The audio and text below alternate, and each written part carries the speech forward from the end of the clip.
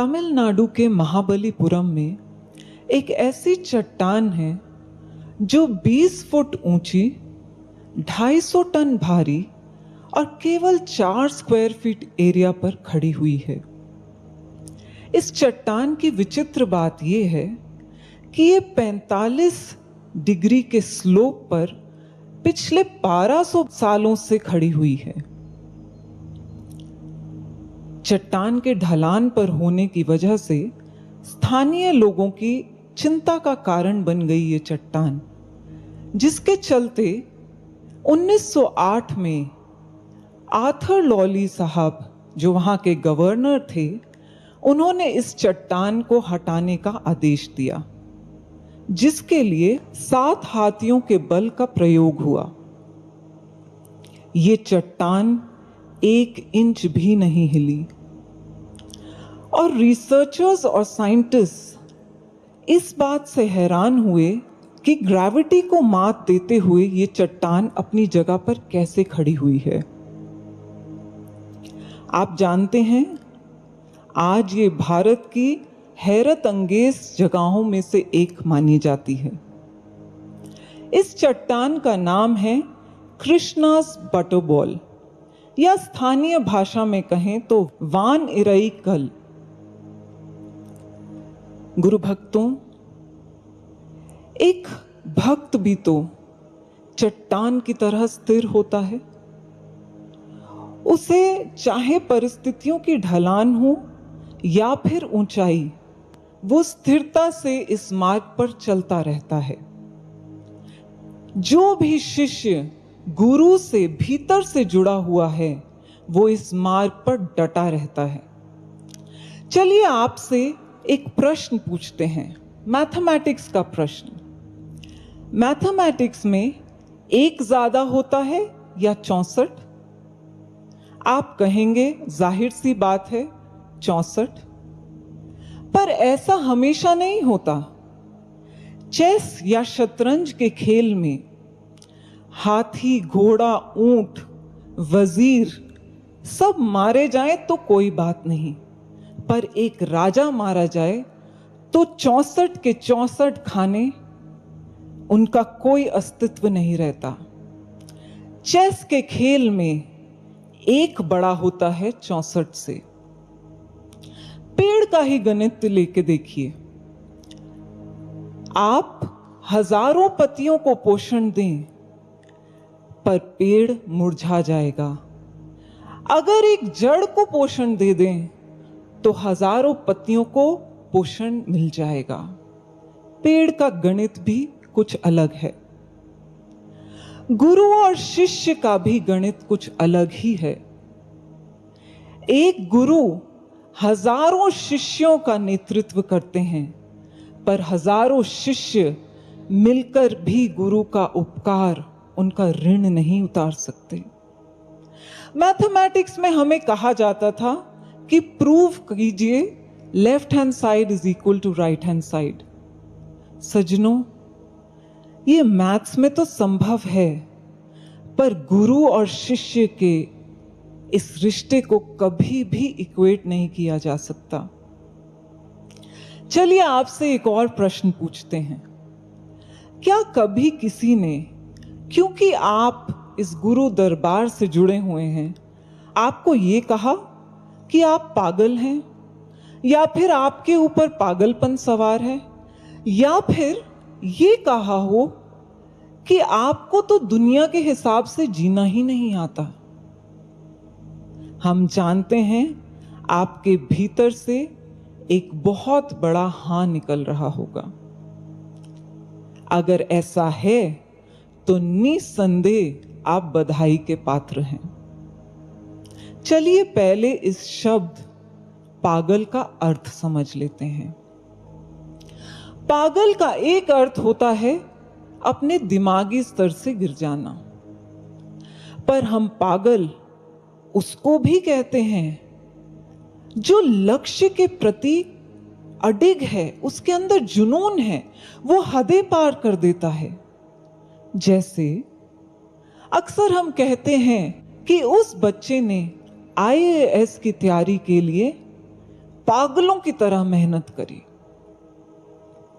सज्जनों, अगर आपको भी कोई पागल कहे तो निसंदेह आप बधाई के पात्र हैं, क्योंकि हम पागलपन की दूसरी डेफिनेशन की ओर संकेत कर रहे हैं। वैसे तो बहुत से शब्द हैं जिनके दो मतलब होते हैं। जैसे अंग्रेजी का ही शब्द ले लीजिए, पेशेंट। अब पेशेंट का एक अर्थ होता है जो बीमार है, और दूसरा अर्थ होता है जो धैर्यवान है। ऐसा ही पागलपन था रामतीर्थ जी में, स्वामी विवेकानंद में, रमन महर्षि में, और अरबिंदो घोष में। आप जानते हैं, और अरबिंदो घोष तो अपनी पत्नी को चिट्ठी लिखते हैं और कहते हैं कि मेरे पे पागलपन सवार है, एक जुनून है मेरे भीतर लक्ष्य को लेकर। और तो और रामतीर्थ जी ने तो दुनिया को संबोधित करते हुए लिख दिया, इन बिगड़े हुए दिमागों में अमृत के लच्छे हैं, हमें पागल ही रहने दो, हम पागल ही अच्छे हैं। विवेकानंद जी भी कहते हैं, you are mad after money, I am mad after God. You are mad, so am I, but I think my madness is after all the best.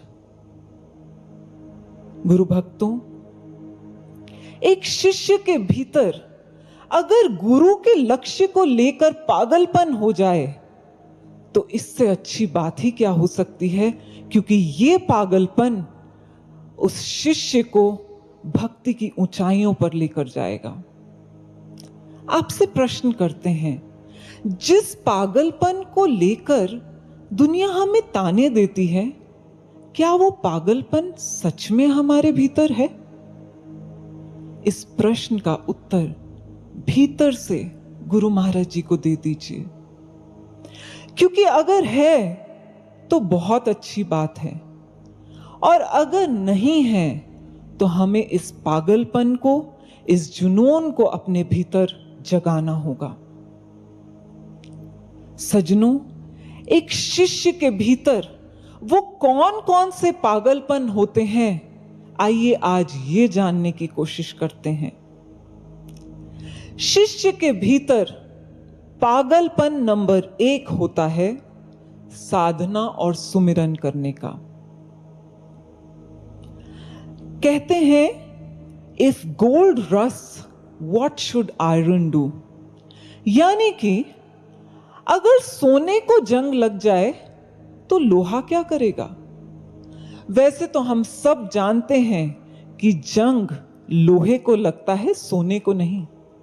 कहने का भाव, अगर एक शिष्य ही साधना और सुमिरन के प्रति निष्क्रिय हो जाए तो फिर बाकियों का क्या होगा। कहीं ऐसा तो नहीं कि हमने अपने जीवन में KFP प्रिंसिपल अपना लिया है। KFP यानी क्या फर्क पड़ता है हम साधना सुमिरन करें या ना करें। पर सज्जनों, फर्क पड़ता है, बहुत फर्क पड़ता है। आप घर में झाड़ू का इस्तेमाल तो करते होंगे। जब हम झाड़ू का इस्तेमाल करते हैं और झाड़ू लगाते लगाते 1-2 तीलियां झाड़ू की बाहर निकल जाती हैं, तो हम क्या करते हैं, उन तीलियों को वापस उस झाड़ू में एडजस्ट करने की कोशिश करते हैं। और अगर वहीं पर कोई खड़ा हो और हमें कहे कि क्या फर्क पड़ता है, 1-2 तीलियां ही तो हैं, तो हम झट से क्या उत्तर देते हैं, अरे 1-1, 2-2 करके ऐसे तीलियां निकलती रहीं तो फिर कुछ ही दिनों में ये झाड़ू खराब हो जाएगा। साधारण से झाड़ू को लेकर इतनी सजगता, पर एक एक करके हमारी जो श्वास व्यर्थ जा रही है, उसके लिए कोई सजगता नहीं, कोई चिंतन नहीं, कोई फिक्र नहीं। सज्जनों, एक शिष्य जिसके भीतर पागलपन होता है, उसको हर पल चिंता होती है, कहीं मेरी एक भी श्वास वेस्ट तो नहीं हो गई। हमें समझना होगा कि small things matter, every drop counts. यानी कि हमारा छोटे से छोटा प्रयास भी हमें इस भक्ति के मार्ग पर बहुत आगे तक ले जाएगा। और इसका जीवंत उदाहरण हमारे देश के लद्दाख क्षेत्र से मिलता है। लद्दाख में सर्दियों में बर्फ बह जाती है पानी के रूप में। अब लद्दाखियों ने इस बहती हुई बर्फ को गर्मियों के लिए संभालने के लिए एक टेक्निक लगाई, एक आइडिया लगाया। उन्होंने क्या किया? उन्होंने इस बहती हुई बर्फ को वापस से एक त्रिकोण आकार में जमा दिया, क्योंकि हम सब जानते हैं लद्दाख में माइनस में टेम्परेचर होता है। और उन्होंने ऐसे बहुत सारे आर्टिफिशियल आइस के पहाड़ बनाए, यानी बर्फ के पहाड़ बनाए, और इनको नाम दिया आइस स्तूपास का। अब इन आइस स्तूपास से बहुत चमत्कारी परिणाम मिले। जब अप्रैल और मई का महीना आता और खेती का समय होता है ये, तब खेतों में यही आइस स्तूपास पानी पहुंचाते हैं। इसी पानी को खेतों तक ले जाया जाता है। आप जानते हैं कि लद्दाख एक कोल्ड डेजर्ट है, और इन आइस स्तूपास की वजह से आज वहां पर हरियाली देखने को मिलती है। और इस आइडिया के लिए लद्दाखियों को बहुत सारे अंतरराष्ट्रीय अवार्ड्स भी मिले। क्या मंत्र था इन आइस स्तूपास का? मंत्र यही था कि पानी व्यर्थ ना जाए। बस यही मंत्र अगर एक शिष्य भी अपने जीवन में लागू कर ले, तो वो सच में भक्ति की ऊंचाइयों को छू जाएगा। एक एक श्वास जो हमारी व्यर्थ जा रही है, उस एक एक श्वास को सुमिरन में लगाना होगा, और एक ऐसा स्तूपा बना देना होगा कि हमारे मन की बंजर भूमि में भी भावनाओं की हरियाली हो जाए। सजनों, ऐसा जुनून, ऐसा पागलपन एक शिष्य के भीतर होता है। पर आप जानते हैं समस्या क्या है? हमारे साथ समस्या ये है कि जब हम संसार में होते हैं तो हम पूरी तरह संसार के ही होकर रह जाते हैं, करतार को तो भूल ही जाते हैं। पर सजनों, हमें सबक लेना होगा उनसे जिन्होंने सुमिरन पर मास्टरी गेन करी, जैसे कबीरदास जी। हमें वो करना होगा जो कबीरदास जी ने अपने जीवन में लागू किया। उन्होंने क्या लागू किया अपने जीवन में? उन्होंने सुमिरन को लेकर अभ्यास किया, प्रैक्टिस की, और हमें भी यही करनी होगी।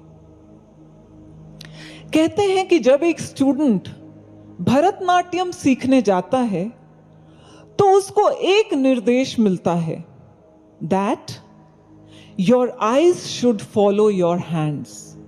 यानी कि आपकी आंखें आपके हाथों को फॉलो करें। जहां जहां आपका हाथ जाए वहां वहां आपकी आंखें भी जाएं। अब पहले पहले जो स्टूडेंट होता है उसको बहुत मुश्किल होती है। उसको बार बार अपना ध्यान हाथों और आंखों के तालमेल पर बैठाना पड़ता है। पर आप जानते हैं, एक समय ऐसा आता है कि वो इतनी प्रैक्टिस कर लेता है कि जहां जहां उसके हाथ जाते वहां ऑटोमेटिकली उसकी आंखें जाती। बिना किसी प्रयास के उसकी आंखों और हाथों में एक तालमेल बैठ जाता। गुरु भक्तों, ठीक यही हमें भी करना है। हमें भी बार बार सुमिरन पर अपना ध्यान लेकर जाना होगा। जब हम संसारिक कार्यों में होते हैं, बार बार अपना ध्यान सुमिरन की ओर खींचिए। और एक समय ऐसा आएगा जब हम इतनी प्रैक्टिस कर लेंगे कि ठीक उस भरतनाट्यम डांसर की तरह स्वतः ही हमारा ध्यान सुमिरन की ओर चला जाएगा। आप जानते हैं, ओलंपिक्स की 15 सेकंड की परफॉर्मेंस के लिए एक स्पोर्ट्स पर्सन कितने साल मेहनत करता है, कितने साल प्रैक्टिस करता है? लगभग 15 साल। 15 सेकंड की परफॉर्मेंस के लिए 15 साल की प्रैक्टिस। सज्जनों, हमें भी अभ्यास करना होगा सुमिरन का। और एक दिन ऐसा आएगा, न केवल हमारी पकड़ सुमिरन पर बन जाएगी, हमारा ध्यान साधना में भी लगने लग जाएगा। साधना 2 तरह की होती है। पहली साधना वो होती है जो महज औपचारिकता होती है। हमने सोचा है कि हमने साधना करनी है, हम साधना में बैठ जाते हैं। और फिर क्या होता है, साधना में हमें विचार आते हैं। कभी हम साधना में अपने रिश्तों की इच्छा पूर्ति हेतु विचार लेकर आते हैं, कभी हम अपनी फ्यूचर प्लानिंग्स कर रहे होते हैं साधना में ही बैठकर, और कभी तो ऐसा होता है कि किसी से मतभेद हो जाए तो वही वार्तालाप हमारे भीतर चल रही होती है। सज्जनों, ऐसी साधना हमें नहीं करनी। ये साधना नहीं है। हमें कैसी साधना करनी है? हमें वो साधना करनी है जिसमें हम अपने गुरु से एकमिक हो जाएं, हमारा डायरेक्ट अलाइनमेंट हो जाए गुरु के साथ। हमें ऐसी साधना करनी होगी। आपने कभी परछाइयों से खेला है? हम हाथों की अलग अलग आकृतियां बनाते और उन आकृतियों को जमीन पर देखते परछाई के रूप में। पर आप जानते हैं कि साल के 2 ऐसे दिन होते हैं जब आप हाथों की कैसी भी आकृति बनाएं, परछाई जमीन पर दिखती ही नहीं है। इन दिनों को 0 शैडो डेज कहा जाता है। एस्ट्रोनॉमिकल साइंस के हिसाब से जब सूर्य ठीक पृथ्वी के ऊपर होता है, डायरेक्ट अलाइनमेंट होता है पृथ्वी और सूर्य के बीच में, मानो हमारी शैडो गायब हो गई हो। इसी साल 26 मई को महाराष्ट्र के नागपुर में 0 शैडो डे ऑब्जर्व किया गया। मानो इस दिन हम और हमारी परछाई एक हो गए हों। गुरु भक्तों, पृथ्वी रूपी शिष्य जब सूर्य रूपी गुरु के साथ एक तारतम्य स्थापित कर लेता है, एक डायरेक्ट अलाइनमेंट स्थापित कर लेता है, तो फिर विचारों रूपी हमारी परछाई, उसका महत्व ही नहीं रहता, वो महत्वहीन हो जाती है। और ऐसी ही साधना हमें करनी है। हम बहुत सारे विटामिन्स खाते हैं, और आजकल के दौर में तो खासकर। पर एक शिष्य जानते हैं कौन सा विटामिन खाता है? वो खाता है विटामिन एस, साधना और सुमिरन का विटामिन। और उसके भीतर जुनून होता है साधना और सुमिरन को लेके। ऐसा ही जुनून था रामकृष्ण परमहंस जी के शिष्य स्वामी तुरायानंद जी में। एक दिन स्वामी तुरायानंद जी ने ठान ली कि अब से मैं जब भी साधना करूंगा, मेरा ध्यान कहीं नहीं जाएगा, बस मेरे लक्ष्य पर रहेगा। और साथ ही साथ उन्होंने ये भी ठाना कि जब भी मैं साधना करूंगा मेरी रीढ़ की हड्डी बिल्कुल सीधे होगी। स्वामी तुरानंद जी के गुरु भाई स्वामी विवेकानंद जी उनके बारे में क्या कहते हैं? स्वामी विवेकानंद जी कहते हैं कि जीवन के अंत तक जब भी उन्होंने स्वामी तुरानंद जी को साधना करते देखा, उनकी रीढ़ की हड्डी एक तीर की तरह बिल्कुल सीधी रही। ऐसी साधना का जुनून, ऐसा पागलपन हम सभी को अपने भीतर भरना होगा। चलिए चलते हैं पागलपन नंबर 2 की ओर, जो एक शिष्य के भीतर होता है। और वो पागलपन क्या है? वो पागलपन है अपने विकारों से लड़ने का। कहते हैं राम तीर्थ जी कि जीवन में एक समय ऐसा आया जब भी वो कोई लेटर साइन करते थे तो नीचे राम तीर्थ नहीं लिखते थे, उन्होंने अपना सिग्नेचर ही चेंज कर दिया। वो लिखते थे राम ट्रूथ। उन्होंने तीर्थ में से आई को हटा दिया और तीर्थ में यू को ऐड कर दिया। जानते हैं क्यों? राम तीर्थ जी कहते थे कि मेरे जीवन में ये आय यानी कि अहम की कोई जगह नहीं है। अगर मेरे जीवन में किसी चीज की जगह है तो वो है ट्रूथ, यानी कि सच, वो मेरा ईश्वर। और किसी चीज की जगह मेरे जीवन में है ही नहीं। पर सज्जनों, कहीं ऐसा तो नहीं कि हम गुरु दरबार में आई स्पेशलिस्ट बनने की होड़ में हैं? सज्जनों, हम यहां इन 2 आंखों वाले आई स्पेशलिस्ट की बात नहीं कर रहे। हम इंग्लिश के अल्फाबेट आई यानी अहंकार, मैं की बात कर रहे हैं। क्योंकि ये अहंकार बहुत सूक्ष्म दरवाजे से हमारे भीतर खटखटाता है और हमारी भक्ति को तहस नहस करके रख देता है। क्या कभी आपके साथ ऐसा हुआ है कि किसी सेवा को लेकर आपकी बहुत तारीफ करी गई हो और आपने झट से उत्तर दे दिया हो कि सब महाराज जी की कृपा से ही हुआ, पर भीतर से उस मैं ने अपनी गर्दन खड़ी करी और उसने कहा कि इस सेवा के लिए मैंने भी तो बहुत मेहनत की थी। हमारे भीतर से अहंकार की बू आने लग जाती है। पर सज्जनों, हम भूल जाते हैं कि गुरु किसी भी शिष्य से कभी भी कोई भी सेवा करवा सकते हैं। इसलिए हमें अपने जीवन में इस मैं को हटाना होगा, क्योंकि ये हमारी भक्ति रूपी गाड़ी का रिवर्स गियर है। और सद्गुरु आशुतोष महाराज जी भी तो कहते हैं, एक शिष्य हमेशा अटेंशन मोड में होता है, हमेशा अटेंशन में रहता है अपने विकारों को लेकर।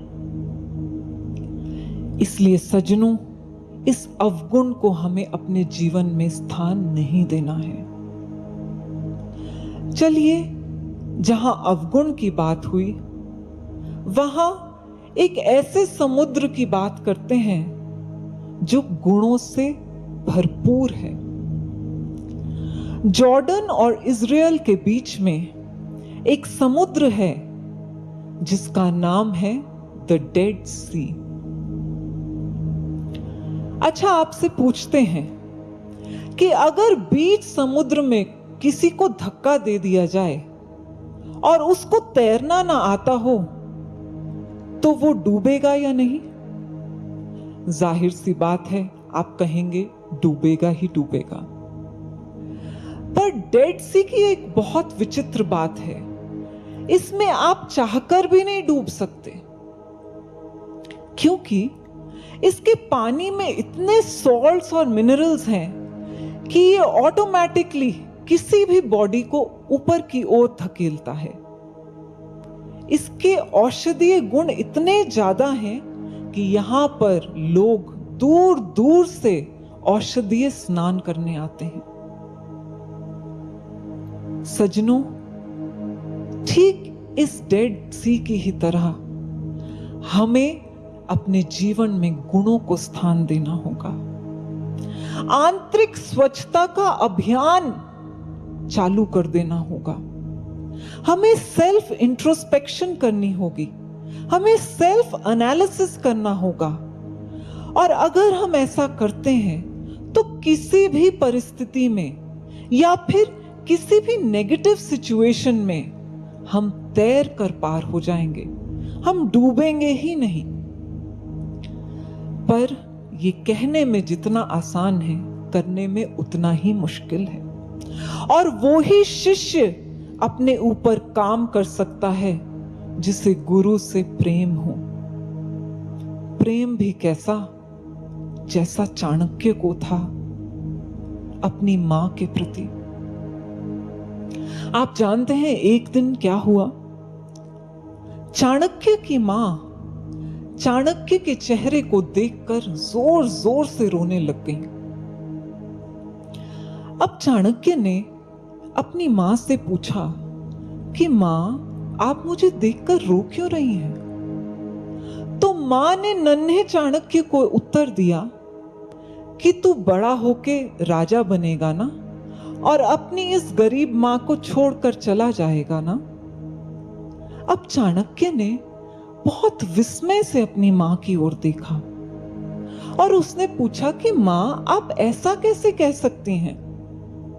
तो मां ने उत्तर दिया कि तेरे ये आगे के जो 2 दांत हैं ना, इनमें राजा बनने के लक्षण हैं।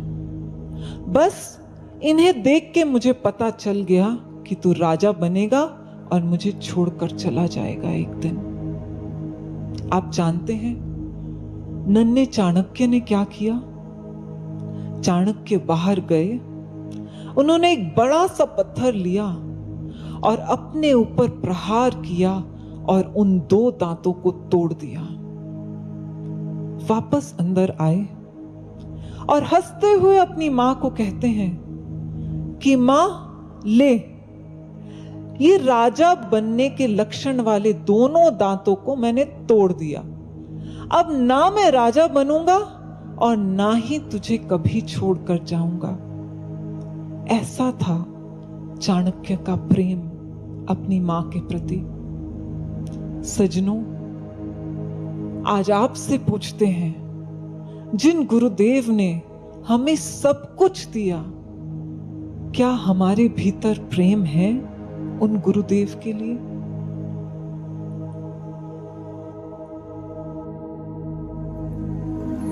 आशुतोष महादानी ने यहाँ हमको बहुत दिया है।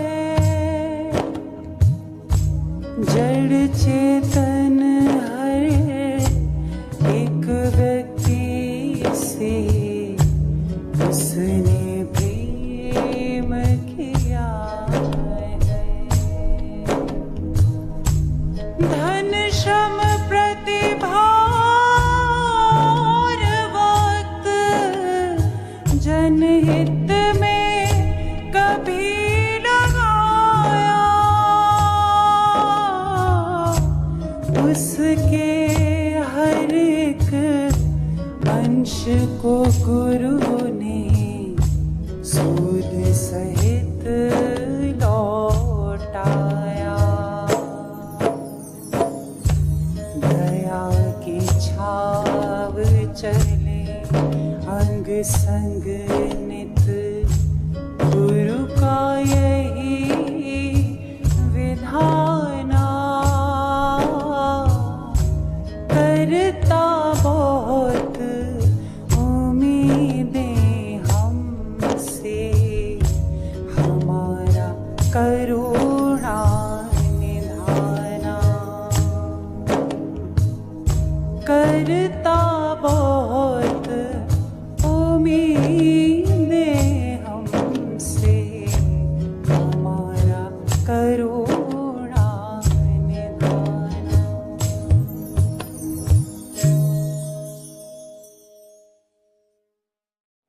सज्जनों, चाणक्य को तो अपनी मां से प्रेम था, पर हमें शायद अपने गुरु से प्रेम नहीं। और अगर हमें अपने गुरु से प्रेम है तो हमें भी अपने विकारों रूपी इन दो दांतों को तोड़ना होगा। हमें विकारों से बाहर निकलना ही होगा।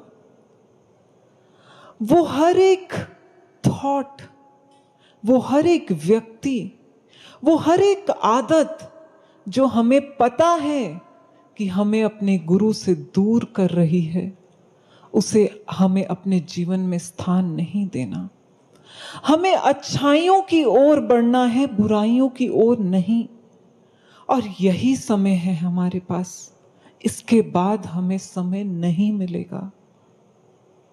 किसी ने ठीक ही तो कहा है कि बुराइयों की मिसाल ऐसी होती है जैसे पहाड़ से उतरना।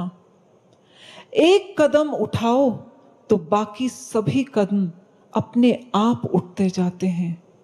और अच्छाई की मिसाल ऐसी होती है जैसे पहाड़ पर चढ़ना। हर एक कदम पिछले कदम से मुश्किल होता है, पर हर एक कदम पर बुलंदी मिलती है। बस हम भी अगर अपने विकारों को त्याग दें तो हमें भी बुलंदी मिलेगी इस मार्ग पर।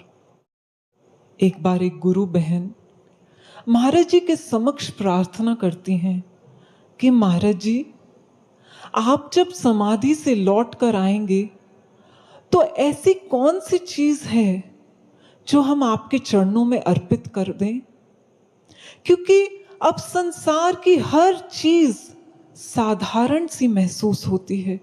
ऐसी कौन सी असाधारण चीज है जो हम आपके चरणों में अर्पित करें जब आप समाधि से लौट कर आएंगे, क्योंकि महाराज जी तब आप भगवान का रूप लेकर आएंगे ना। तो भगवान के चरणों में कोई साधारण चीज तो नहीं अर्पित की जा सकती ना। महाराज जी ने अनुभव में उस बहन के आकर, जानते हैं उन्हें क्या कहा कि अगर तुम कुछ अर्पित ही करना चाहते हो तो अपना नवीन स्वरूप मेरे चरणों में अर्पित कर दो।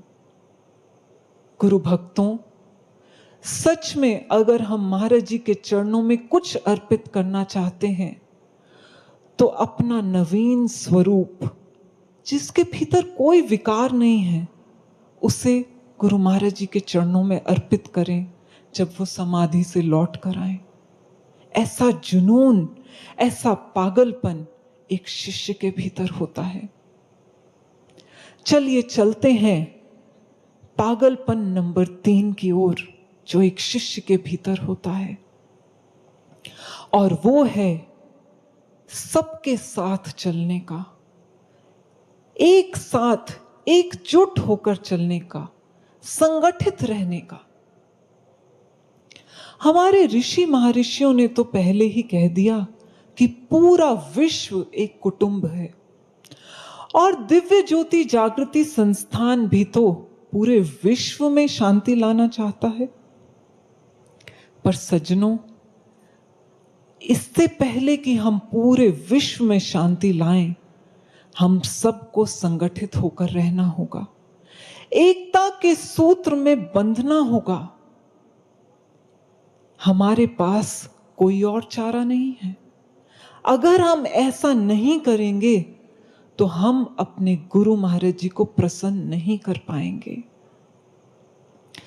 भगवान श्री राम के जीवन की एक बहुत सुंदर घटना आती है। जब भगवान श्री राम वन में मां सीता की खोज कर रहे थे और उन्हें वहां जटायु जी मिले, तो जटायु जी ने पहले ही बता दिया था प्रभु श्री राम को कि रावण मां सीता को दक्षिण दिशा में लेकर गया है। पर जब खोज की टोली बनी, सुग्रीव ने 4 दल बनाए, तब प्रभु श्री राम ने एक बार भी नहीं कहा कि मुझे पहले ही पता है कि सीता जी तो दक्षिण दिशा में है। वो चुप रहे। आप जानते हैं क्यों? क्योंकि वो सबको साथ लेकर चलना चाहते थे और स्वयं सबके साथ चलना चाहते थे।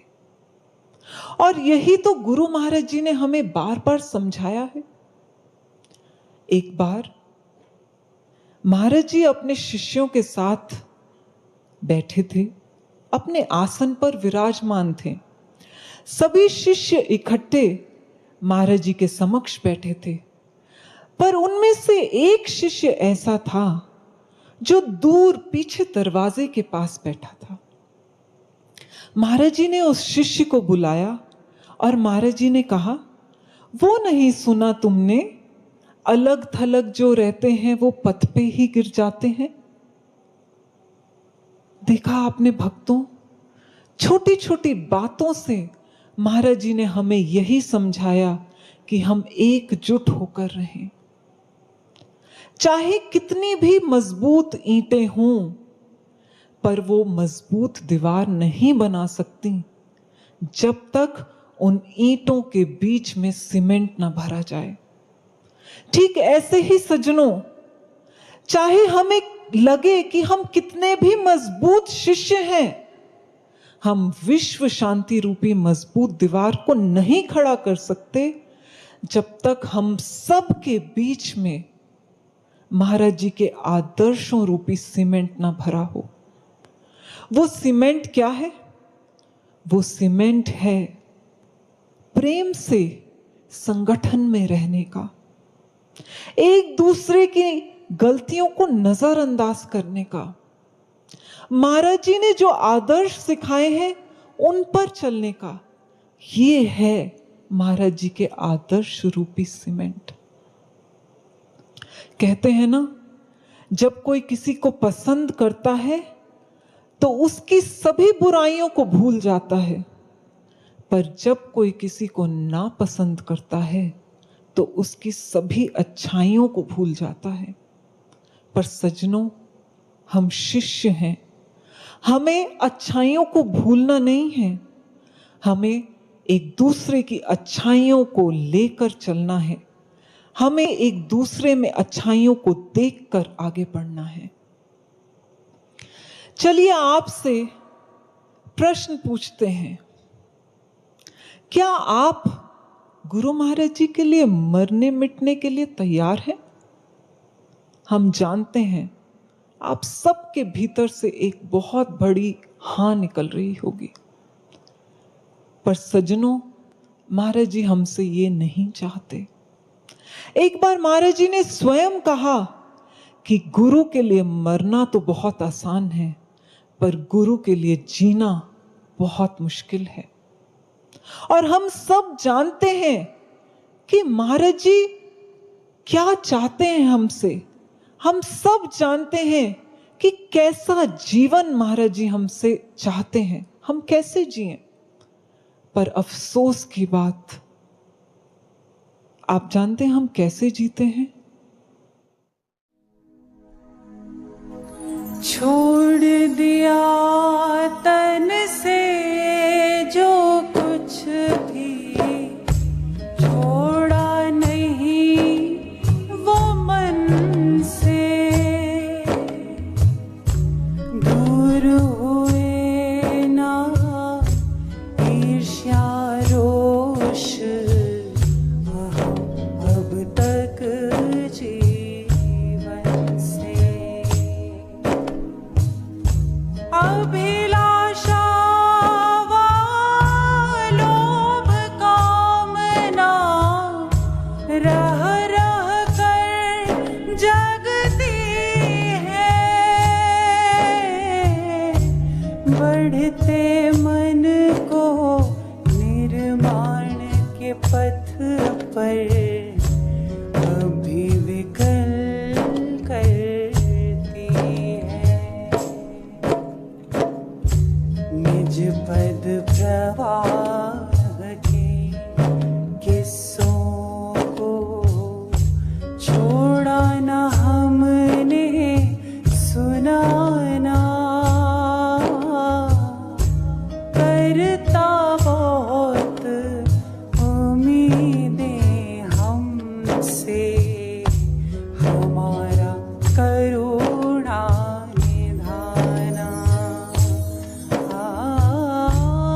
करता बहुत उम्मीदें हमसे, हमारा करुणा निधाना।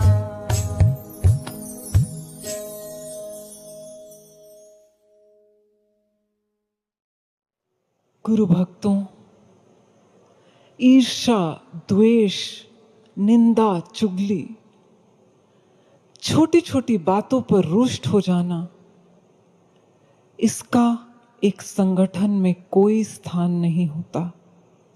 अगर हम संगठित होकर चलना चाहते हैं तो हमें इन सब को त्यागना होगा, क्योंकि हमारा लक्ष्य है विश्व शांति का। और हमें इन छोटी बातों में नहीं उलझना है, क्योंकि महाराज जी हमसे खुश नहीं होंगे। आप जब महाराज जी समाधि से लौटकर आएंगे और हमसे ये प्रश्न करेंगे कि क्या तुम वैसे जिए जैसे मैं चाहता था, तो या तो हमारी नजरें झुकी होंगी या फिर हम महाराज जी को कह पाएंगे कि हाँ जी महाराज जी, हमने एक प्रयास तो जरूर किया था, ईमानदार प्रयास। इसलिए गुरु भक्तों, हमें एक दूसरे के साथ मिलकर चलना होगा, एक दूसरे की कमियों को नजरअंदाज करना होगा, तभी हम गुरु को प्रसन्न कर पाएंगे। और यही जोश, पागलपन और जुनून एक सच्चे भक्त में होता है। गुरु भक्तों, यही 3 पागलपन हैं जो हमें भक्ति की ऊंचाइयों पर लेकर जाएंगे। साधना और सुमिरन का पागलपन, जिसमें हम विटामिन एस को अपने जीवन में स्थान दें, यानी कि उस साधना को और सुमिरन को। हमें अपने विकारों पर काम करना होगा, हमें अपने भीतर गुण भरने होंगे और हमें सबको एक साथ लेकर चलना होगा, तभी हमारे गुरुदेव हमसे प्रसन्न होंगे। और आपको यहां हम ये भी कह देना चाहते हैं कि दुनिया की चिंता मत कीजिए, क्योंकि आप जानते हैं दुनिया का क्या हाल है। 2001 में एक महिला ने अपनी गाड़ी सिएटल के शिप कनाल ब्रिज पर रोकी और गाड़ी से उतरकर वो रेलिंग की उस तरफ टाप गई। अब हुआ यूं कि वहां पर पुलिस आ गई, क्योंकि गाड़ी रुकी थी। और जब पता लगाया गया तो पता लगा कि ये महिला आत्महत्या करने के लिए इस ब्रिज पर आई थी।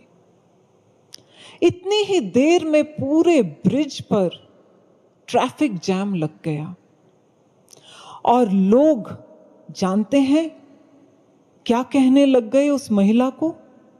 कहते हैं, कूद जा, जल्दी कर, just do it, come on jump.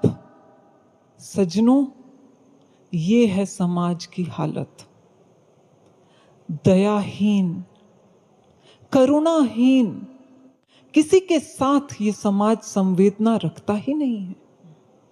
और तो और कई बार तो ऐसा लगता है कि ये समाज बिन पैंदे का लोटा है। यही तो हुआ ना, जब हनुमान जी लंका में गए और उनकी पूंछ पर आग लगाई गई तो सभी लंकावासी बाहर निकलकर हंसने लग गए, तालियां बजाने लग गए, खुशी मनाने लग गए। और जब उसी पूंछ से हनुमान जी ने पूरी लंका को आग लगा दिया तो वही लोग कहते हैं, हम तो जानते थे कि ये कोई देव पुरुष है। देखा आपने, ये है समाज, कभी कुछ तो कभी कुछ। इसलिए समाज की चिंता मत कीजिए, अपने भीतर के पागलपन को बरकरार रखिए।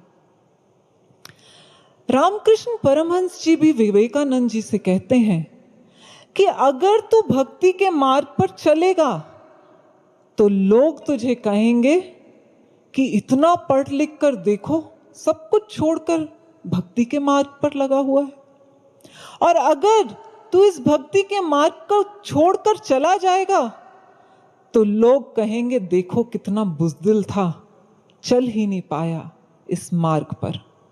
इसलिए सज्जनों, हमें भी चिंता करने की जरूरत नहीं है कि समाज क्या कहता है। समाज हमें पागल कहता है या कुछ और कहता है, क्योंकि किसी ने बहुत सुंदर कहा है, सब्र रख ए बंदे, मुश्किल के दिन भी बीत जाएंगे, जो आज तुझे देखकर हंसते हैं कल देखते ही रह जाएंगे। और सच में गुरु भक्तों को तो पूरी दुनिया देखती ही रह जाएगी, एक समय ऐसा आएगा। एक बार गुरु महाराज जी ने यही दिव्य धाम में कुटिया में अपने कुछ शिष्यों को एक बात कही, और जो बात हम आपसे साझा करने जा रहे हैं उसको बहुत ध्यान से सुनिएगा, या फिर ऐसा कहें अपने मानस पटल पर उस बात को लिख लीजिएगा। महाराज जी ने कहा, जो इस ब्रह्म ज्ञान को लेकर अंत तक चलता है वो कितना सौभाग्यशाली है, इसके लिए मेरी डिक्शनरी में कोई शब्द नहीं। आगे महाराज जी ने कहा, जो इस मार्ग को बीच में ही छोड़कर चला जाएगा वो कितना दुर्भागी है, इसके लिए भी मेरी डिक्शनरी में कोई शब्द नहीं।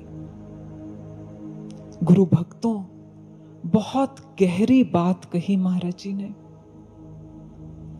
हम यहां पर नालंदा शब्दकोश, ऑक्सफोर्ड या कैम्ब्रिज डिक्शनरी की बात नहीं कर रहे, यहां सतगुरु भगवान की डिक्शनरी की बात कर रहे हैं। इसलिए महाराज जी के चरणों में प्रार्थना करते हैं कि महाराज जी, हमारे भीतर तो सामर्थ्य नहीं है, आप ही हमें अंत तक इस मार्ग पर लेकर चलिएगा।